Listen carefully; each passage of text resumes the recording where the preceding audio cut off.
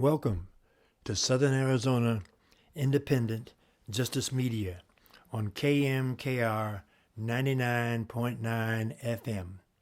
And I am your host, Ron Austin. We are a multimedia advocates for progressive activities in Tucson. We have a counterpart on Facebook, and it is of the same name, but it is shortened to SO/AZ Independent Justice Media. And our purpose on Facebook is to document in video, photos, and journalism the protests, marches, rallies, and other events put on by the left. The purpose of Southern Arizona Independent Justice Media on the radio station KMKR 99.9 FM is to interview those that put on the events that are documented on the Facebook page, and also those other people that are activists in the community. If you have been sitting on the fence, or you have decided that you want to participate in social change, Southern Arizona Independent Justice Media on Facebook and KMKR 99.9 FM radio is your go-to place to find out what group, nonprofit, or individual is doing so that you can participate in whatever way that you feel comfortable. This broadcast is an interview with Gail Kocourek, Tucson Samaritans. Gail, hi Gail, how you doing? Oh, pretty good. It's a beautiful day. Wonderful day. Yeah. So please tell us, what is the Samaritans, or Tucson Samaritans is what it is? Well, to know what the Samaritans are is to know a little bit of our history. It's really actually started with movements like the sanctuary movement that started here in the 1980s with John Fife and Jim Corbett. And then a lot of people realized that there was a lot of need for helping the people in the desert. And as it got more difficult to cross the desert over the years, they realized that they're going to have to start helping people out in the desert. And they created a group called Humane Borders in 2000. And they put out water tanks in different places in the desert. I think there's about 60 of them right now. The problem with those is that you had to see the blue flag or accidentally come across one. So Fife and these other people were thinking about what can we do to make it more, let's see if we can find where the migrants are. So they went out looking for trails, and a couple of people like Bob Key and Ed McCullough started looking for trails, and they've put over 2,000 miles of GPS trails now out in the desert. But the Samaritan movement started to help because we didn't like the idea of people dying in our backyard. And we're doing civil initiative. We're going out there and trying to do things within the law to help people. And the law says we could give humanitarian aid. Okay. Oh, goodness. So, Gail, how long have you been participating with this particular action? About 5.5 years, 6 summers. 6 summers. Yeah, okay. and 5.5 years altogether. So tell us, well, what is the core? What prompted you to participate with this? Well, I was looking for something to be involved with here. I'd been helping with seniors through my church that needed home visits, and then the one woman I was taking care of, working with, passed away, and somebody said, "Have you heard about Samaritans?" And I thought, no, I could go and find out. So I went to training, and I've never looked back. I got totally involved. So do you feel fulfilled by doing this sort of work? Pretty much, as much as you can be when there's so many roadblocks put in front, all the time. But Yeah, okay. much. So I understand that Tucson Samaritans has some sort of training for people who want to participate. Can you tell us what that's about? We have the training. It's the first Sunday of every month, and it's at Southside Presbyterian. It's from 1:30 to about 4:30, 5 o'clock, and we have different, like history, how we became an organization. Lawyer speaks. We talk about preparation for a trip, first aid, how to work with it. We work with the GPS units. It covers a lot in that first training. And they want people to come to the training before they sign up to go out on a trip. Some people want to do a lot more, and then we encourage them to go to No More Deaths, which came out of Tucson Samaritans in, I think, 2004. So if they want to do less, and we encourage them to do things like Keep Tucson Together. So, but we talk about these different options with people at the training too. So what is the difference between No More Deaths and Tucson Samaritans? No More Deaths, they actually stay, they're much more involved politically and activists, and they actually have a camp in the desert, and people will commit to 1 month, a week to a month of time. A lot of college students come, and they go through a lot of training. They might work on a law team, they might work first aid team, or delivering water out into the desert, but most of them stay in the desert somewhere, like in the Ajo area or in our area. So the Samaritans, they just deliver water, food, medical care. We look for people. I've run into a number of people in the desert, and we give them humanitarian aid, and we can't say to the person, turn yourself in or keep walking. That's something they have to decide on their own. Mm-hmm. We give them all the options. In my heart, sometimes I think this person should really turn themselves in because they're probably going to die. Other times you think, wow, they really have a good chance of making it, but you can't make that decision for a person. You let them know, what they're probably going to encounter and what the dangers are that are involved, and then they make the decision if they're going to keep walking or not.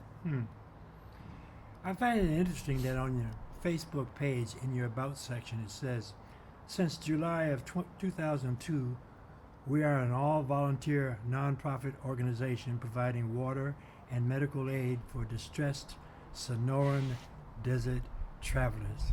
Sonoran desert travelers. I thought that was interesting because you humanize the people who come through the desert. Yeah, why not? Rather than putting them in a pigeonhole. And you know what? You help anybody that needs help. I don't say, are you a migrant? Oh, you're not a migrant? Well, I can't help you. I'm not going to do that. You run into somebody that needs help, you help them. I've actually saved a couple of dogs that were out, hunting dogs that had gotten lost from their owner and been out there for a few weeks. I mean, if somebody or something needs help, you help them. And I just think that's I think that's what's really important, is that. So what is your opinion on the activities that's going on illegally as far as certain individuals being arrested and being put on trial? What are your feelings toward that? How does that affect you? It could affect all of us. And so we're all following it very closely. I think they're just trying to make an example out of him. And I think it's really tragic because he's one of the most gentle, kind-hearted people you'd want to meet, who really believes in what he does. He doesn't just talk the talk, he walks the walk. And but what happens to him could happen to the rest of us. So we're following it closely, and I don't know what can I say what we're going to do? Okay, we're really supporting him in the trial that's coming up next week, and we're going to have big banners that say that we will persist, because you could take down one, but there'll be another person to replace them, and there'll just be another person to replace that person, and they'll just keep going on, and we're going to still take water out, and we're still going to save lives. So, So, based upon what you just stated, let's suppose theoretically that it became totally illegal for you to do so. theoretically, they just said you Theoretically. absolutely cannot give humanity. Well, first of all, they probably be a big court case, might even go to The Hague. Who knows? Yeah. Because it would be against international laws. You know, you have to, you know, the International Red Cross, and where you have to be able to take care of people. I think a lot of us would probably still go out and take the chance of getting caught and being arrested, because a lot of us firmly believe, I can't speak for other people, I don't want to be put into that position, because when I'm put in that position, I don't know exactly what I would do. I'd like to think that I'd make the right decision and go and continue to help people, because that's a morally right thing to do. Yes. So, is there anything in closing that you want to tell the people out there? You gotta realize that this station, although it is local, is on the internet also. Oh, Okay, so therefore it's international. right. Is there anything that you want people to know? It's a lot different here than what a lot of people think. When we have people coming to visit from all over the world and country, they're always surprised. I think they're surprised at the compassion they find from a lot of the people in Tucson and the border towns. I think they're surprised at the vastness and how dangerous it is when they get out there and they go, oh my gosh, everything has a thorn on it.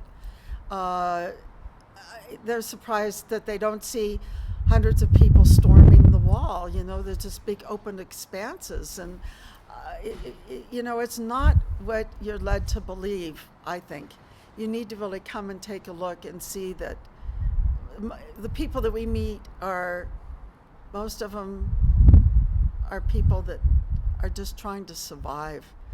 And like my father used to say to me, and he was in Humane Borders, and he died in 2008, and he always would say, what would you do for your family?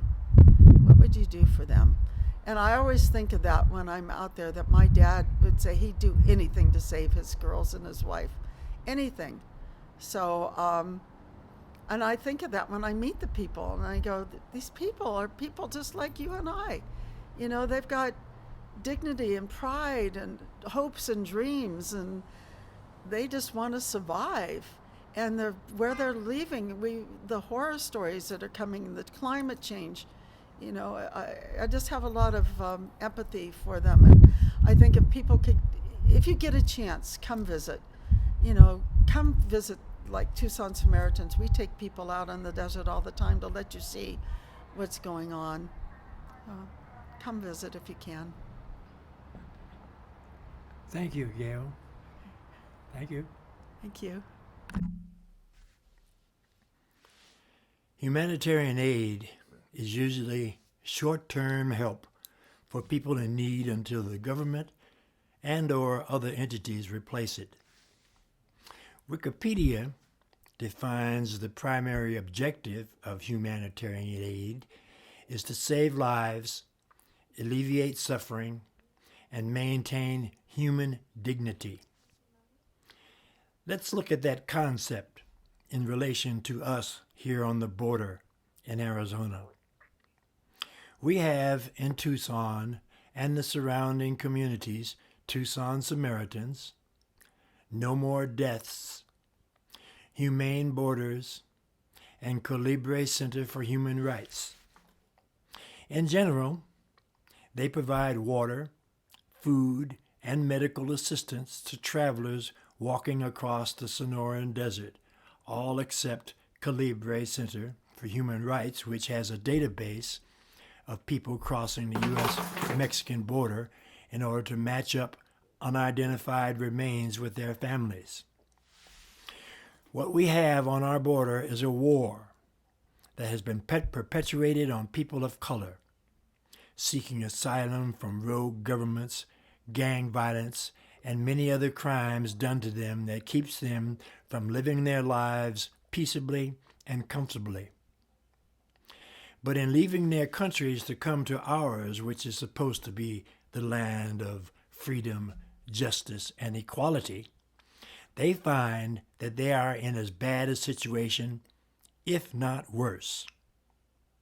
They are placed in squalid cages, often in the open with very little, if any, protection from the elements, given insufficient food and hygiene capability. Children separated from parents and in many cases never to be seen by each other again. The people that are in charge of these youths and are responsible for their care and well-being are poorly vetted, if at all, and thereby many atrocities having been done to them. We have set up a catastrophic situation so that thousands of children will suffer from mental problems because of the way we have allowed them to be treated while in our hands, and no telling how that will affect our society in the future. But yet, people from Mexico, Guatemala, Honduras, and even other countries like Africa flock to what they perceive as the land of freedom and equality. The reason why we are doing this to brown human beings is because we have a rogue Caucasian government that is afraid. They are afraid that it has been proven that in 20 or 30 years they will be outnumbered by people of color, and that we will treat them as they have treated us. That is it, plain and simple. In addition, people of color are not only becoming more numerous, but also more educated. And as you know, education can free people from tyranny. They are starting businesses and reaching the high levels in corporations despite the attempts to lower the glass ceiling to keep them from succeeding. Fear is the driving force that has caused the Caucasian power structure to practice inhumane acts on brown human beings. Who knows how our country will fare when all those abused children become adults? Will they start new movements shouting death to the U.S.? Our power structure has made it a point to disenfranchise ourselves from our allies. They have embraced kleptocrats and honor them with praise. They have embraced Israel and its barbarous subjugation and open imprisonment of the Palestinians. They are in climate change denial mode. They are wantonly pillaging the earth for its resources in the name of capitalism, not thinking or seemingly caring what negative effects that will cause. Yes, I have seemingly sheered away from our original topic of humanitarian aid, but all I have spoken about is related, and one cannot be separated from the other because it is all part and parcel to our downward spiral. We may or may not have been a great country at some point in time, but now we are a juggernaut, a behemoth, plowing our way through existence and bowling over and through whole swaths of our cultural traditions. Will our Caesar burn up, or at least burn us up in flames? This broadcast is an interview with Gail, Kocourek, Tucson Samaritans. Southern Arizona Independent Justice Media is a program of Pan Left Productions of 501c3.